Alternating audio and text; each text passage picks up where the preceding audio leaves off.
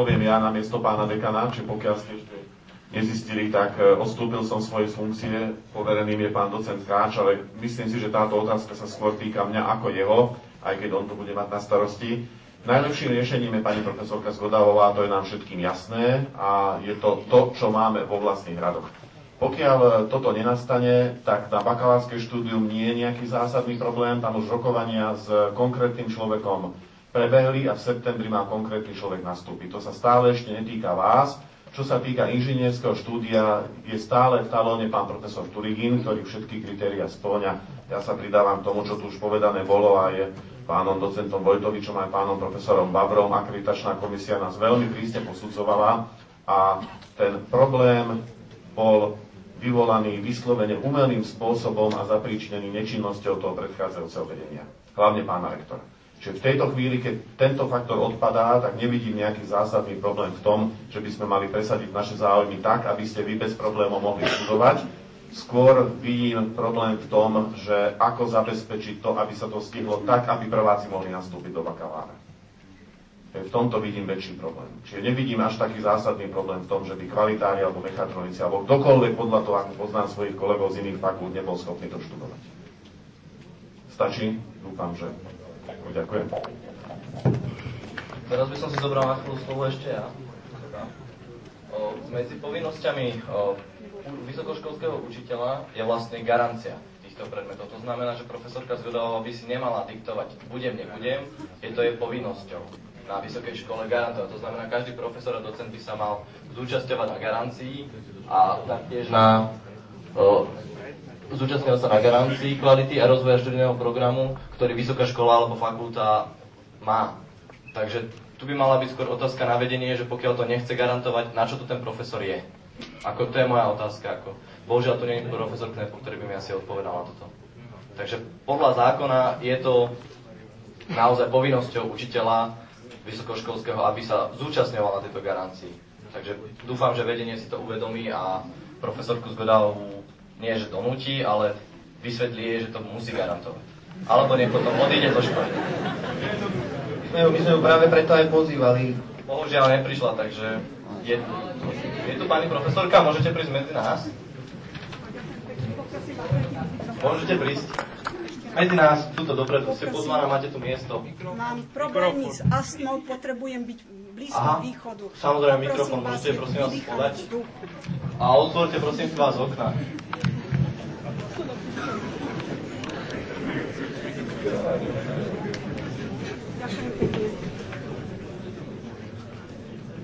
Môžete si prisadnúť dopredu, bude tu otvorené okno pre vás. Môžem? Takže otázka znela, že vysokoškolský učiteľ musí garantovať predmety. Áno? Je to jeho povinnosťou. Najprv by som v minulosti musela mať umožnené garantovať predmety a vyučovať. Bolo mi zavedzené vyučovať. Takže keďže som nemohla učiť, tak som odstúpila od garantovania. To je moja stručná odpoveď. A čo bude v budúcnosti, na to som dala odpoveď včera pánovi docentovi Tkáčovi, že podľa toho, ako bude postavená vízia tejto vysokej školy, kde táto vysoká škola bude smerovať, podľa toho sa vyjadrím k tomu a budem sa pokúšať pripraviť akreditačný spis. Totižto vo všetkých študijných programoch je potrebné na novo tieto akreditačné spisy prepracovať a podať na akreditáciu. To potvrdil aj pán profesor Bavro pred chvíľou, že akreditačná komisia dala na prepracovanie akreditačný spis. Takže to je moja stručná odpoveď. Ale z mojej strany je to stále, že držíte študentov v neistote. Ja ich nedržím v neistote. A kto ich drží v neistote? Prečo si myslíte, že ich držím v neistote? Pretože momentálne ste na škole jediná, ktorá to môžete garantovať. A ste zamestnaná na vysokej škole u nás, takže... Bola vytvorená katedra, ktorá má celú univerzitnú pôsobnosť. Cez túto katedru sa dá tento študijný program, môžeme sa pokúsiť tento študijný program pripraviť, lebo zabezpečenie kvality výučby si vyžaduje aj určitý počet garantov, predmetov. To nie je tak, ako niekto minule povedal, že treba podať spis a potom sa naberú učitelia. Tí učitelia musia existovať, musia mať zmluvy na ustanovený týždenný pracovný čas. ja čo viem zo spisu, tak jediné, čo nám bolo vytýkané, je garant. To znamená, Nie, asi ste si neprečítali podrobne, tam boli aj ostatné ukazovatele. Ale neboli vytýkané, že sú to nedostatky. Boli nám iba vytýkané, vytýkané, že áno, máte tam problémy, ale neboli to hlavné dôvody, prečo nám bol zamietnutý. Pozastavená akreditácia. Pozastavená akreditácia bola aj z toho dôvodu, že bol pokus o podvod, totiž to bol uvedený garant v 2 študijných spisoch rovnaký, na našej univerzite a aj na inej univerzite. To sa týkalo 1. stupňa a 2. stupeň bol preto neakreditovaný, lebo profesor Turigin nie je nostrifikovaný v odbore kvalita produkcie na Slovensku. Takže to bol dôvod. Ale vytýkaný bol jediný garant. A Nie, nebol. Ešte raz robila takto. Mala som na starosti komplexnú akreditáciu. Keď máte prístup k internetu, tak možno máte k hodnotiacej správe prístup aj tu. Môžete to nalistovať, môžete to ukázať všetkým, že nemám dôvod vás zavádzať. Nemám dôvod niekomu brániť v tom, aby mohol doštudovať. Mojím úsilím bolo, aby táto univerzita ostala aspoň vysokou školou. A robila som počas celého obdobia aj s pani inžinierkou Grmanovou celý čas všetko preto, aby sme akreditáciu aspoň tak získali, ako sme ju získali. Pomáhali sme Púchovu. Celé leto sme boli v práci a sme opravovali spisy, aby boli vôbec podateľné. A ešte jedna vec tu odznela z Púchova, že nepodalo sa niečo a tým sa zamedzilo to, aby mali akreditovaný 2. stupeň či 3. stupeň a práva na inaugurácie a habilitácie.